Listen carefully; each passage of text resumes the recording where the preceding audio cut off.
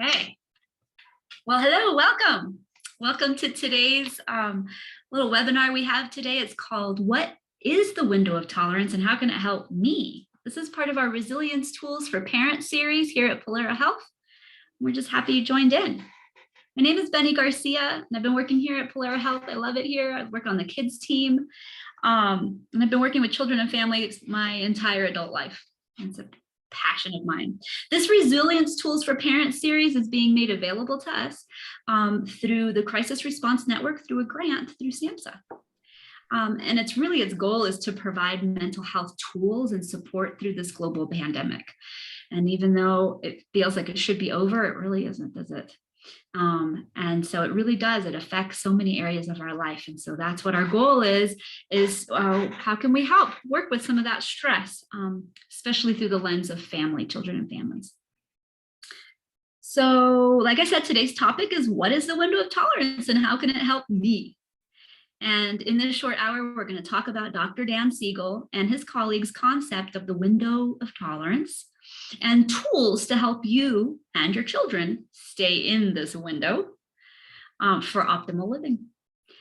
Before we get started, not before we get started. We're gonna let's see if this was live, I would direct you in case you're curious. At the very, very top of your screen, it says menti.com, and that's just a really nice tool to use when people are live. So in case you're just wondering what that is, we won't be using that today. All right, first off, I wonder if anybody has actually ever heard of the window of tolerance. Let's see if there's anything here that if you have heard of it, maybe there's some things that might help you think about it in a different way. This was just our little icebreaker. What's your favorite way to spend time with your children? And so let's take a moment to think about that. Just kind of do a grounding moment where you kind of think about that feeling of what it feels like to do that. One person used the Mentimeter in another meeting and they said hiking and outdoor activities, that's their favorite way. What's your way? All right, now we're going to use your imagination again and see if we can conjure up some feelings, some internal feelings. So I want you to imagine that you're having a really nice day with your child and you're doing something enjoyable, like maybe what you just thought about. And all is well. Everything's wonderful.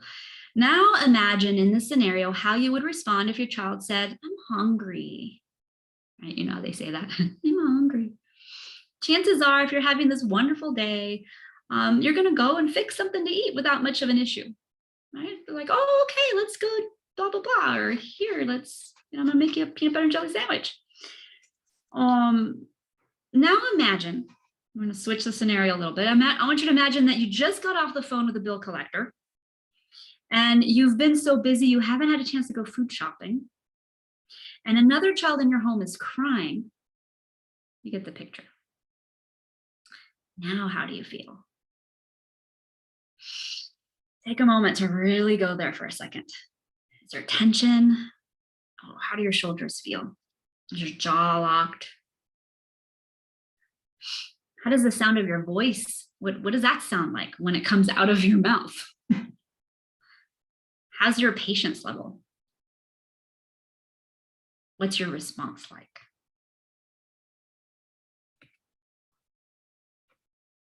So the window of tolerance, this is where things feel just right, where you are at your best able to cope with the punches that life throws at you. You're calm, but you're not tired. You're alert, but you're not anxious. That's what we're talking about when we're talking about the window of tolerance. Now, I like the idea of the river of tolerance. So here's my river. It's the same concept, the river of tolerance. So the goal with the window or the river is to stay in the window or stay in the river. We want to be there. We want to float along life, enjoying it, being able to deal with the currents. It's all good. So I'm going to have a little bit of fun here. I'm going to draw. Let's see if I can get a little guy. Let's see. All right, so here is our little river of tolerance. And right here, I'm going to draw us a little sailboat. And so our goal is to have a nice little sailboat and sail through life on the river of tolerance. And so right here, that's going to be us. I'm going to be really happy little people. Maybe you can see his eyes are a little tiny. Here we go. And there's just happy little guy. Okay. And oh, he's going to be really interesting. I'm having fun drawing here. So he's waving out. So sometimes the river goes fast and it's treacherous. Sometimes it's slow and gentle. And the more experience we have, the more tools we know, the better we are at staying in the river and being okay as we're in this river. Sometimes life gets hard, and that ends up making the river get pretty narrow, making it really difficult to stay in the river. And again, that's our goal. Our goal is to stay in the river. When life gets more and more stressful, the river gets shorter, the water gets choppier. That's when we need more and more resources. Now, with COVID, with the amount of little tiny little stresses and big ones that just keep coming at us, that has made our collective river kind of pretty skinny. So you may have noticed maybe pre-COVID, people may have been a little nicer. I don't know. Everybody's experience is different, but maybe you may have noticed people maybe be a little more impatient at the store, things like that. And again, everybody's experience is different. Maybe you're the one that says, you know what, I haven't had any stress. I love being at home. But as a collective whole, we've all experienced these different levels of just higher stress. One of the things that causes stress is just change. And all of us have really experienced that. Think about our level of frustration around how you feel around masks and people wearing them or people not wearing them, things like that. Okay, so let's talk about why we want to stay in the river. On either side of the river, we've got two lands, okay? On one land, let me see if I can get another color here that we can see. So bear with me. On this land, we're going to call this the land of fire. Oops, let's see here. Land of fire, or if we want to get a little more technical, we'll call it the land of hyper arousal. All right, this is the land of hyperarousal. On this side, let's see if I can change the color right here. Okay, so on this side, we're going to have the land of ice, or we're going to get technical, the land of hypoarousal, or we also know this as I don't know how to spell sometimes, dissociation, okay? So the brain, when life comes at us, when we've got stress coming at us, if we have the tools and the experience and the knowledge and the resources to deal with the stress, we stay in the river, we're good. But if we don't have the tools and the resources and the things that we need to be able to stay in that river, the brain only has two routes to go. It's either the land of fire or the land of hyperarousal or the land of ice, the land of hypoarousal. And those are the two mechanisms that our brain or our body uses to help us deal, okay? If the closer we get to one of these banks or the lands, the closer we get, or as soon as we get on one of these lands, we're going to call that dysregulation. Okay, we're feeling dysregulated. We're not in a regulated state. So if we crash over into this land of fire, our heart rate, we're really activating that sympathetic nervous system. Our heart rate is going fast. Our pulse is going pretty fast. Our mind is racing. Let's see, we get hyperactive sometimes. Our emotions run really, really high. We get reactive. We can be explosive. Do you recognize that? You might recognize that in yourself. You might recognize it in your child or your children. Sometimes we see that a lot, actually. When you see that in yourself or you see that in your child, I want you to now think, oh, they're dysregulated. How do we get them back in the river? Now, if they crash on the other side, if they crash onto the land of ice or the land of hypoarousal, it's still dysregulation. It just looks a little different, right? The heartbeat actually slows down. as a way of surviving. You get very, very low energy. You get tired and depleted, and maybe you feel like you're in a fog. You might be sad or depressed, but eventually you might just get to an apathetic state, like hoodie, non-responsive. At the very, very end of that continuum, you might even faint. Okay, so these are these two lands. All right, so we're going to say goodbye to our little guy. Thank you, little guy. Okay. So here it is. Here's our little, so we are the pink unicorn floaty, and we're trying to stay in the river, right? So if we hit this side, we get into hyperarousal or excessive activation of energy. But if we hit this side, we freeze response, we're emotionally flat, lack of energy, that sort of thing. Okay, so as soon as we start getting close over here, we're dysregulated. But the optimal zone is right here in the middle, and that's our goal. Now, I'm going to point out that the next few little images and things, it comes from a place called mindmypeelings.com. And so I have it written here at the bottom of your slide if you wanted to jot it down.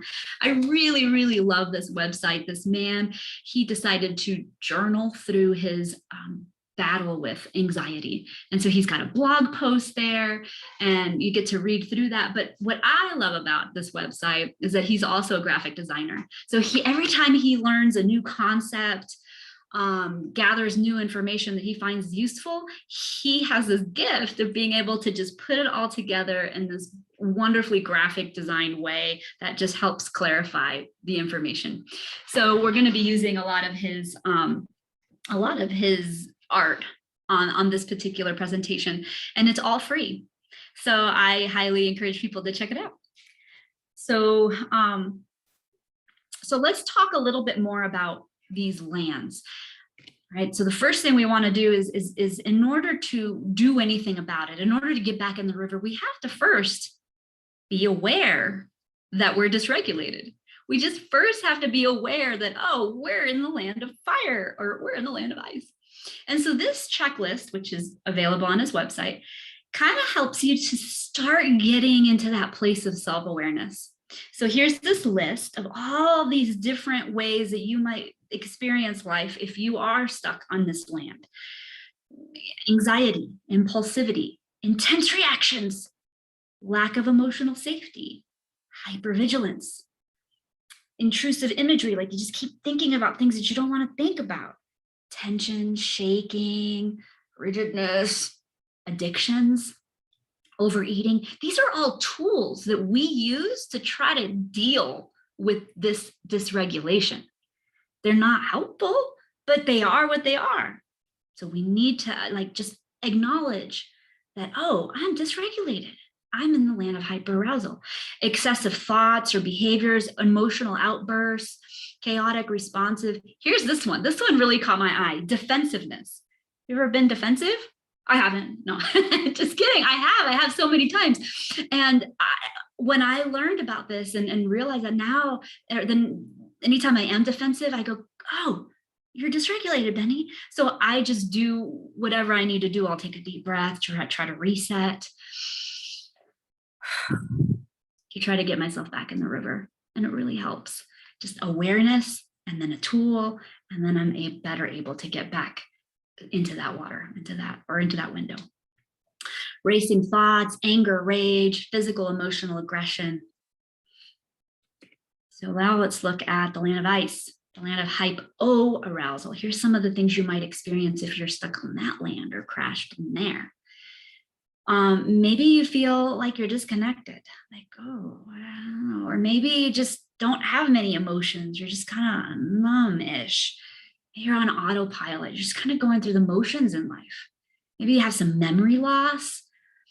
I'm not sure what the feigned death response, what he's really talking about there. Numbness, you might feel like kind of numb, like you usually would feel pretty happy about something or pretty excited or maybe really upset, but if you're in this space, you don't feel anything. Can't really think clearly. You don't feel like moving. You're really sluggish.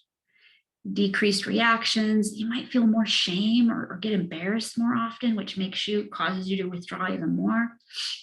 You might feel depression. You might have a hard time like actually reaching out to actually use some coping resources that you already know about. You might actually forget those or not want to use them. You might have low levels of energy. You have a very hard time defending yourself. Go into shutdown, have a hard time saying no. These are all indicators that what? Yeah, you're dysregulated. You're dysregulated. There's nothing wrong with you. It's a biologically correct response to not having the resources to deal with the stress in your life at that moment. It's biologically correct. Your body's trying to help you. So once you have that awareness, you can go, thank you, body. Now I'm going to try to figure out how to get back in the water. So this is what the whole worksheet looks like that you can download. So step one is awareness, right? That's step one.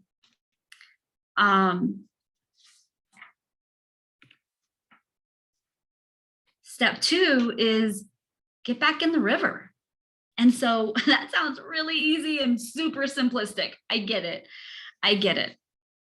But hopefully I'm going to give you a couple little tools that might help you to start to think about things that you can do.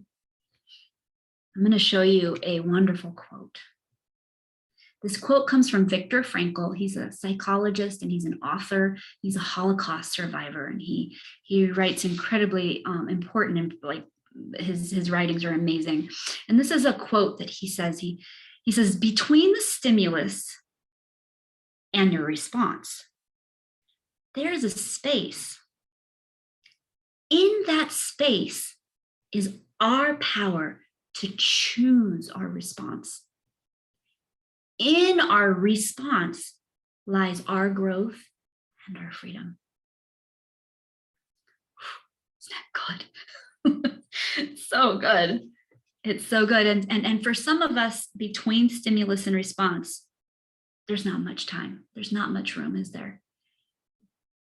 But with effort, with practice, the way you would go to the gym and work on those biceps, with practice, that little space can become a little bit bigger so that you can become more and more mindful about the way you do respond. So have grace for yourself if it's a very skinny space. So remember, step one, awareness. Step two, we can start making those different choices. But what can we do? So what can we do between stimulus and response? And so if we were in a group and you were here with me in real time, we would have a discussion right now about what are some things that we can do. And so I'm going to give you, so I'm going to give a quick second so you can actually think about it. Well, what do you do? What do you do when your child does something that's like, oh, I can't believe you did that. What do you usually do? Do you usually react? But in your best self, what do you do?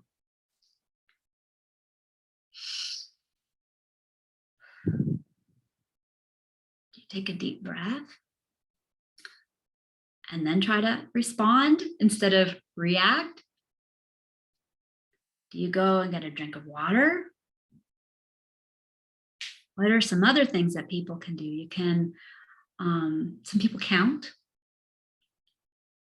Some people use a combination. Maybe they'll take a deep breath and then they'll try to reframe the situation. Like instead of going, my kid is just trying to do this to drive me crazy. You can maybe try to reframe and go, my child is dysregulated and needs my support. How can I help him get back in the river? All right, so using a combination. So we're going to do a quick, the easiest way to get back into this river is to breathe. And I know that's extremely simplistic, but it is so effective. So we're going to go ahead and take a quick breather. And I want you to just experience this. Just experience. Feel how you're feeling now. And let's just experience breathing.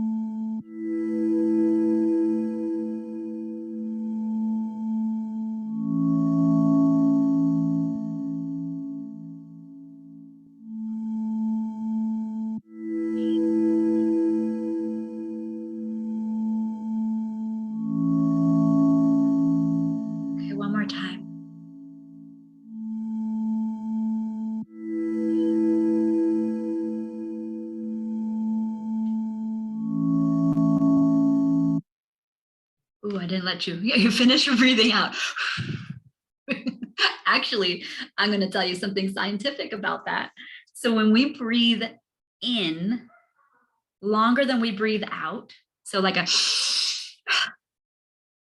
that activates the sympathetic nervous system. So what that means is that if you're lying on the couch and you just cannot get yourself out of it, if you do that, or go, it will energize you. It will give you more energy and it will help you maybe get yourself up off that couch. The opposite is also true.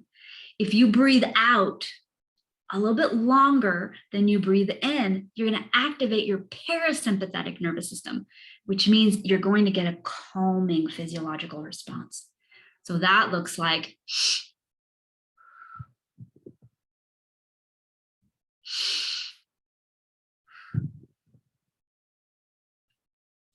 a fun way to do that with kids could be like candles on a cake. Like, hey, buddy, how many candles do you need? Like after the first time they do this, they'll get to know what you're talking about. And maybe they'll say 2. So you'll put up 2 fingers and then they have to blow out the candles and make it really hard for them to blow it out because that's more air out, more parasympathetic activation. So blow harder, blow harder. Good job. Let's do it one more time. That's a fun little way to help bring a little bit of calming energy for our kids or you. Right? There's lots of fun little breathing exercises you can do. So how do you feel? You feel a little bit like, what do your shoulders feel like? Do they feel a little less tense? This is important. This is important because the more that these physiological responses that help calm us, that help us get back in the river, that means we're going to have more resources. We're going to be able to handle life way better. If we try to handle life while we're in one of those lands, it's not going to go so well. So think about that for yourself and for your children. So we're going to go back to Mind My Peelings. And this is a cute little worksheet you can download off of his website.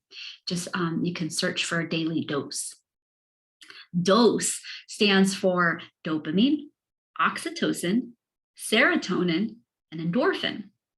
And these are 4 of the popular happiness kind of reward type chemicals in the brain. They're neurotransmitters that kind of help light up the nucleus accumbens, make us feel good. And so you can read a little bit about it if you were to download this. And it's this worksheet has 3 steps. So this is the top part of the worksheet. This is step 1. Step 2 is, this is the way I use it. Okay. And again, this is all on one worksheet. I take a pencil. You can take a pencil and you can go through each one of these boxes one by one. So for instance, we would start at the green box if we want to, and we go procrastination. Is that something that resonates? Is that something that I do a lot? Yes, no. If it is, check it or make a little mark. You can go down: low self-esteem, lack of motivation, low energy, fatigue, so on and so forth. We won't do it here. If you really want to do this, go to Mind My Peelings, look for daily dose, and get yourself this worksheet, and you can work on it on yourself. And so this is not meant to diagnose. So I've got to make that disclaimer. But what happens is if you do this, then you stand back and you look, which one of these boxes has the most marks or the most checks? And then you can identify, oh, well, that might mean I'm deficient in this particular neurotransmitter.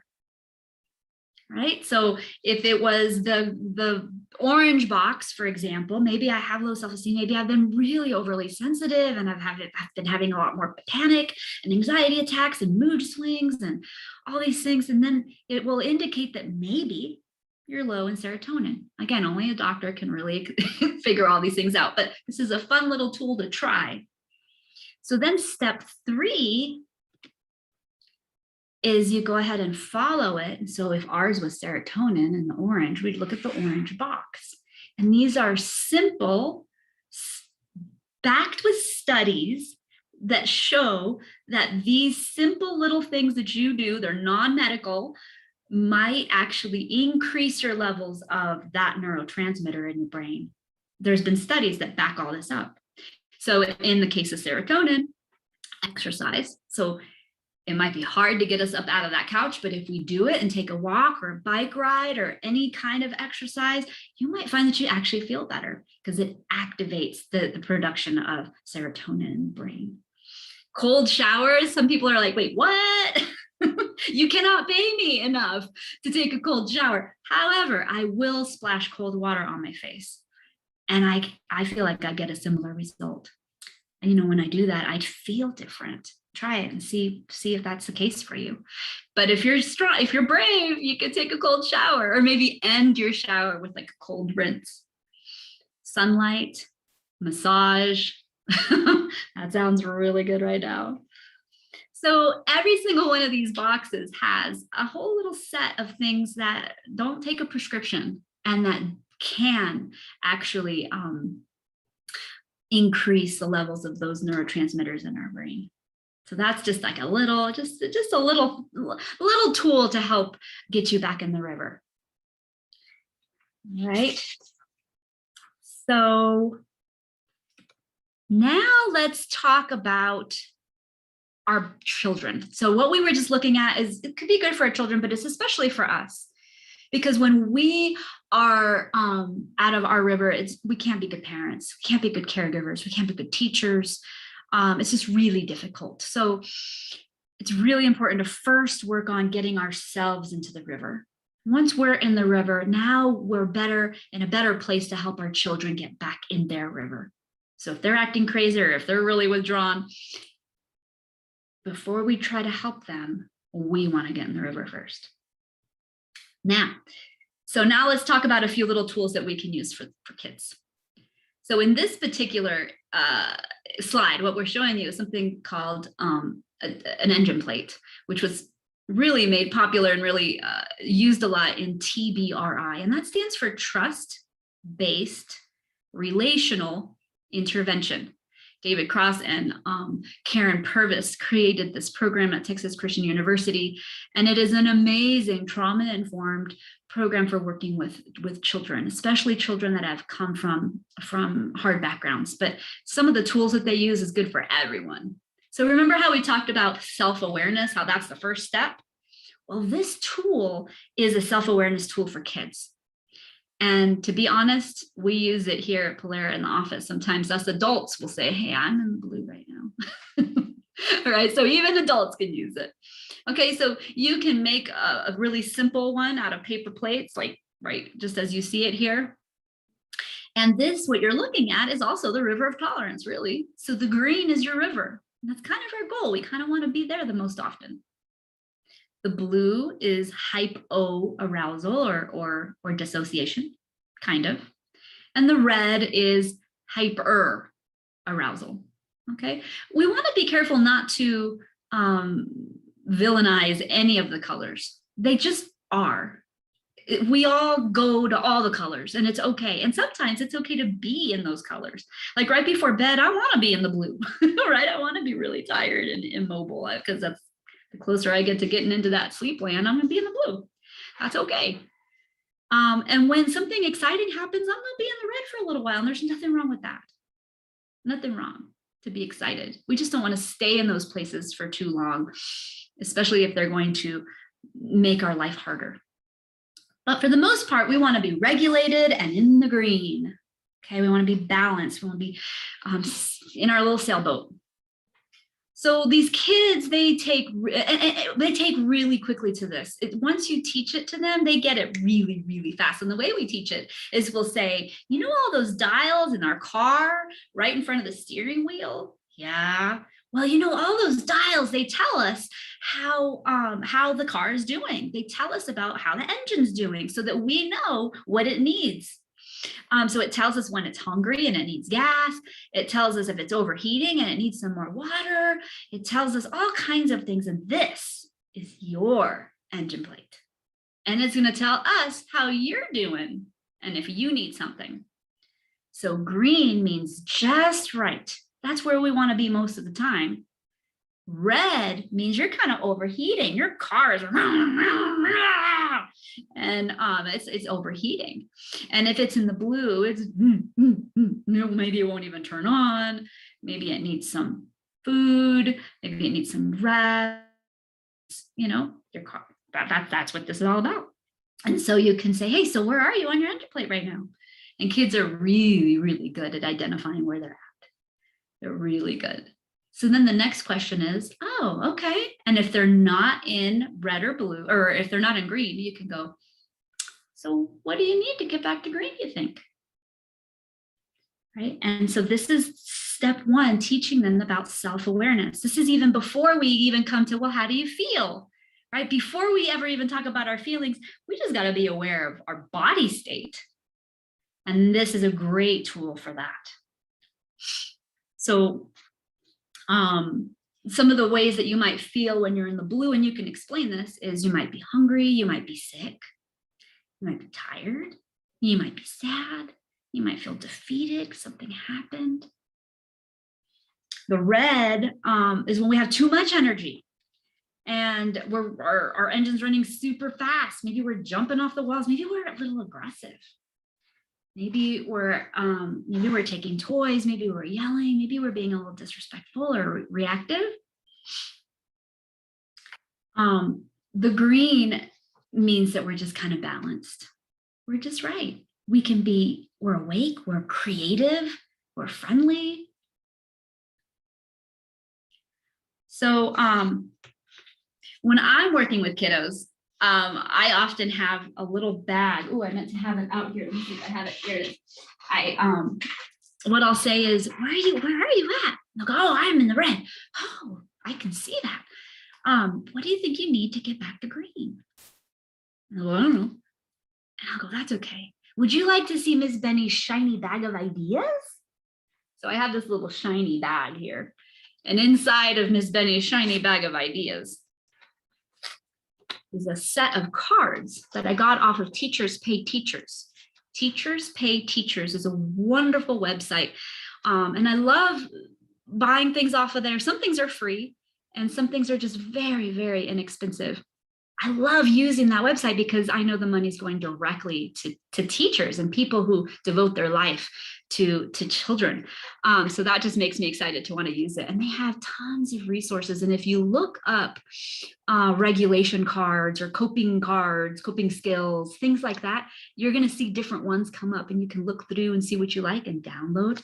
I downloaded some and laminated them. The kids love to dump these out all over the floor and they'll flip through them and they'll find one or two that they want to try to get themselves back to green. Okay, so get a drink of water, maybe ask for help, maybe do some jumping jacks, maybe build something, maybe push against a wall, because when you activate those muscles and then release, there's this calming response that happens. There's a ton of stuff in here. Another thing that a lot of my parents do is they'll sit and they'll do a Google search for coping skills and they'll make their own set of cards on index cards or cardboard and make their own little bag. So that's something that you can do. And so the kids do like to use that. And everybody's so different. Like in my cards, listening to music is not on there. So I've had some of my own kids write that one in. They'll make their own card that says, okay, I'll put in my headphones when I feel that way. Or get on my hammock. That's one that's not in my set, but you can put in your own. So it's important for you to know what works for your kids and then add that and try new things. So I do have this wonderful resource that I was able to find that's free. Now, this might be tricky for you to write all this down and locate this. So I have two suggestions for you. You can either just do your Google search and find these resources on your own, or you can email me at b.garcia, Garcia, at Polera. So that's Pollara, health, all one word, health, HEALTH.com. And if you email me and say, hey, can you send me those coping skills worksheets? I would love to. I'd be happy to just send this resource out to you. And it's several pages long. It comes from a reputable source, PESI, and it has lots of different ideas for different ages of things that you can do to help with coping. Okay. And other things that you can try are some apps, right? We all have phones, and there's so many wonderful apps out there. A few tried and true ones are one called Smiling Mind. And that is an Australian one that has a pretty good reputation. There's Insight Timer. That one is better probably for adults. Insight Timer has a trillion different meditations and mostly meditation type things. They even have some little talks on there and stuff like that too. So there's a way to search like meditation for sleeping, meditation for whatever. There's a whole way of searching. So that's a really great one for adults. Smiling Mind has stuff for children and for adults. And then breath work. That's a real simple app. I recently realized that it's only on Apple, but there are similar ones on Google. And what I like about this one is it's super simple. It's really clean interface, and it's only going to help you breathe. It's the only thing it does.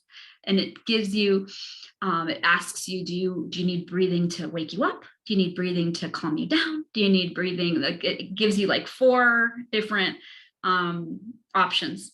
And then it just guides you through real simple breathing, and it's so effective and so simple.